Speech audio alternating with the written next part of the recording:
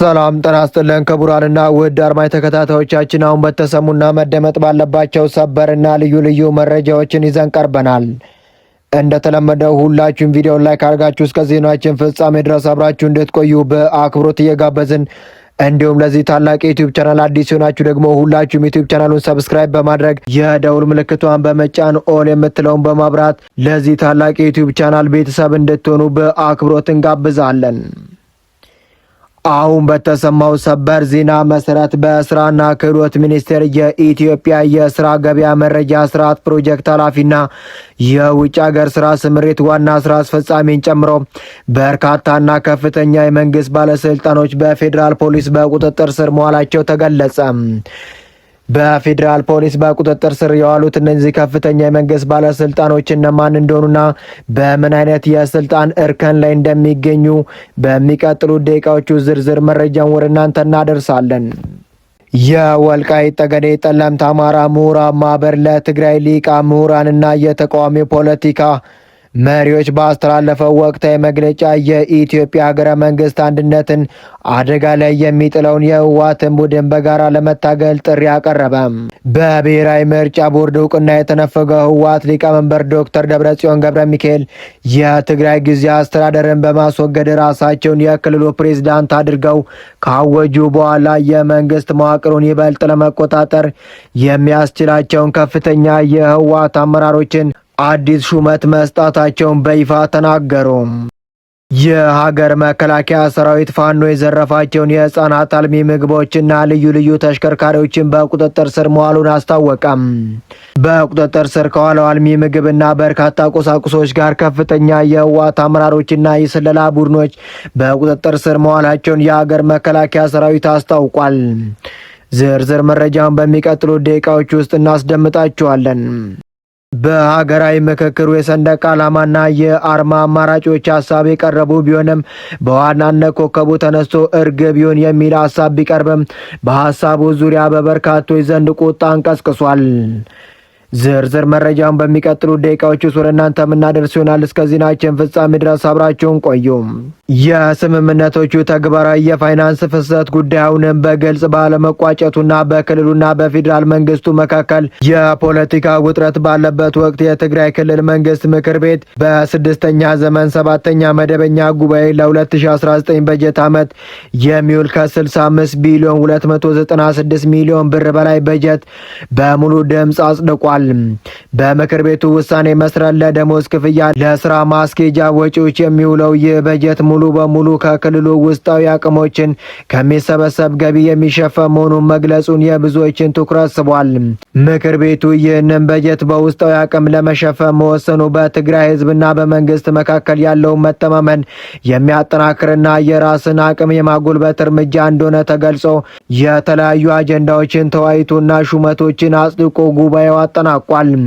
ይህ የበጀት ውሳኔ ይፋ የሆነው በትግራይ ህዝባዊ ነጻነት ግንባር ህወሓትና በፌዴራል መንግስቱ መካከል ያለውን ፖለቲካዊና ኢኮኖሚያዊ ውጥረት ሙሉ በሙሉ ባልተፈታበት እንዲሁም የፕሪቶሪያ የሰላም ስምምነት አፈጻጸመውንም አሳሳቢ ቅሬታዎች በሚነሱበት ወቅት ሲሆን በተለይም ከጦርነቱ ማብቃት በኋላ ከፌዴራል መንግስቱ ለክልሉ የሚደረገው የበጀት ድጎማ፣ የመልሶ ማቋቋም ስራዎች ፈጣን አለመሆን፣ የህወሓት ህጋዊ ሰውነትና የፖለቲካ ውክልና ጉዳዮች እንዲሁም የድንበርና የኃይል ማደራጃ ክርክሮች በሁለቱ ወገኖች መካከል ያለውን እምነትና ግንኙነት አሁንም በስጋት ውስጥ ጥሎታል።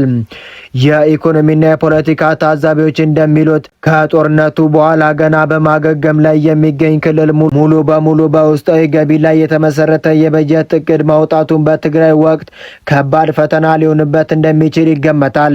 ይሁን እንጂ ድርጊቱ ከፌዴራል መንግስት ጋር ባለው ያልተረጋገጠ የፖለቲካና የበጀት ግንኙነት ምክንያት ሊፈጠር የሚችለውን የፋይናንስ ክፍተት ለመቋቋም የተደረገ የራስ አቅም ግንባታና ስትራቴጂካዊ መልእክት እንደሆነም ይተነተናል። በሀገራዊ ምክክሩ የሰንደቅ ዓላማና የአርማ አማራጭ ሀሳብ ቀርበዋል። በዋናነት ኮከቡ ተነስቶ እርግብ ይሁን የሚል ሲሆን በሀገራዊ ምክክር መድረክ ላይ የተሳተፉ ንዑሳን ቡድኖች የኢትዮጵያ ሰንደቅ ዓላማ አርማና መዝሙር እንዲሁም የክልል ምልክቶችን በተመለከተ በርካታ አማራጭ ሀሳቦችን አቅርበዋል። በፖለቲካ ፓርቲዎች የጋራ ምክር ቤት ተወካይ አቶ ፈይሳ አብዱልአዚዝ እንደገለጹ በአረንጓዴ፣ ቢጫ፣ ቀይ ቀለማት ላይ ልዩነት ባይኖርም በአርማው ላይ ግን የተለያዩ ሀሳቦች ተነስተዋል ሲሉም ተናገሩ።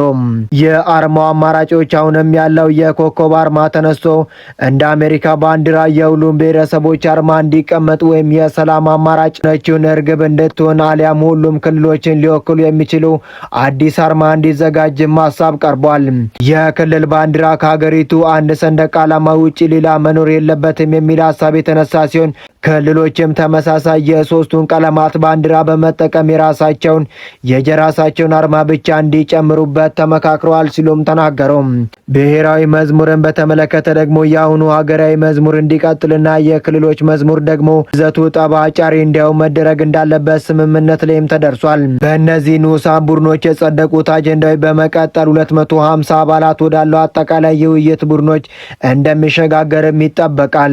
የሀገር መከላከያ ሰራዊት ፋኖ የዘረፋቸውን የህፃናት አልሚ ምግቦችና ልዩ ልዩ ተሽከርካሪዎችን በቁጥጥር ስር መዋሉን የኢፌዴሪ መከላከያ ሰራዊት አስታወቀም። በቢቡኝ ወረዳ ጮቄ ተብሎ በሚጠራው አካባቢ የሚንቀሳቀሰው ጽንፈኛው ቡድን በመጋቢት 2018 ዓ.ም የአማራ ክልል ትምህርት ቢሮ ለቅድመ መደበኛ ተማሪዎች የላከውን 120 ኩንታል አልሚ ምግብ ዘርፈው ለታጣቂው ሲመግቡም ቆይተዋል።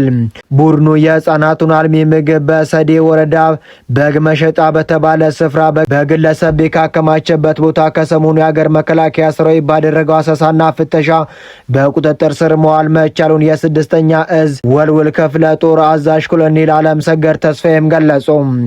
ኮሎኔል አለም ጸጋይ እንዳሉት የአካባቢው ሰላምን ለማደፍረስና የህዝቡን ስቃይ ለማባባስ ሲንቀሳቀስ የነበረው የፋኖ ቡድን የነገን ሀገር ተረካቢ የሆኑ ህጻናትን ለረሃብና ለችግር ለመዳረግ ያደረገውን አስነዋሪ ተግባር ከሽፏል። 120 ኩንታል አልሚ ምግብ የተያዘ ሲሆን ለወረዳው አስረክበናል ሲሉ ምስክርነታቸውን ገልጸዋል። የፋኖ ቡድን ለሎጂስቲክ እና ለህገ ወጥ እንቅስቃሴዎች ሲገለገልባቸው የነበሩ የተለያዩ ተሽከርካሪዎች በክፍለ ጦሩ እጅ መግባታቸውንም አንስተዋል። አሁን ላይ የፋኖ ቡድን የመጨረሻ ተስፋ በመቁረጥ ውስጥ ገብቷል ያሉት አዛዡ ሰራዊቱ በሚወስደው የማያዳግም እርምጃ እየተበታተነና ከፍተኛ ሰብአዊና ቁሳዊ ኪሳራ እየደረሰበት መሆኑን ኮሎኔሉ ገልጸዋል። በብሔራዊ ምርጫ ቦርድ እውቅና የተነፈገው ህወሓት ቡድን ሊቀመንበር ዶክተር ደብረጽዮን ገብረ ሚካኤል የትግራይ ክልል ጊዜያዊ አስተዳደርን በማስወገድ ራሳቸውን የክልሉ ፕሬዝዳንት አድርገው ካወጁ በኋላ የመንግስት መዋቅሩን ይበልጥ ለመቆጣጠር የሚያስችሏቸውን አዳዲስ ሹመቶችን ሰጥተዋል። በዚህ መሰረት ዶክተር ረዲ በርጌ የንግድና ልማት ቢሮ ኃላፊ እንዲሁም አቶ ተወልደ ብርሃን ተስፋ አለም የሰላምና ጸጥታ ቢሮ ኃላፊ አድርገው ሾመዋል። ከዚህም በተጨማሪም በትላንትናው ዕለት በተጠራው የክልሉ ምክር ቤት ስብሰባ የቋሚ ኮሚቴ አመራሮችን የጠቅላይና አውራጃ ፍርድ ቤት ዳኞችን ሹመት የጸደቀ ሲሆን የቀጣይ ዓመት የክልል በጀትን መጽደቁን የክልሉ ሚዲያዎች ዘግበዋል።